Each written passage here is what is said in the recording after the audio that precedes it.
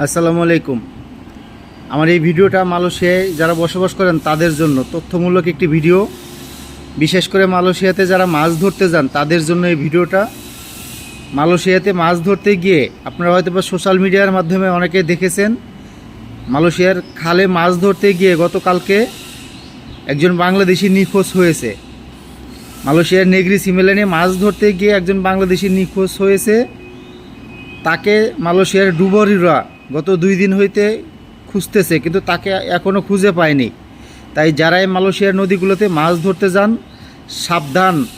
মালয়েশিয়ার প্রত্যেকটা নদীতে কিন্তু, মালয়েশিয়ার যেখানে পানি আছে প্রত্যেকটা নদীতে যেমন মাছ আছে, সেখানে কিন্তু কুমিরও আছে। তাই যারাই মাছ ধরতে যান এই বিষয়গুলো অবশ্যই অবলম্বন করে তারপরে মাছ ধরতে যাবেন। বিশেষ করে একা কেউ মাছ ধরতে যাবেন না, যাতে আপনি বিপদে পড়লে কেউ আপনাকে উদ্ধার করতে পারে, সেই ব্যবস্থা করে মাছ ধরতে যাবেন।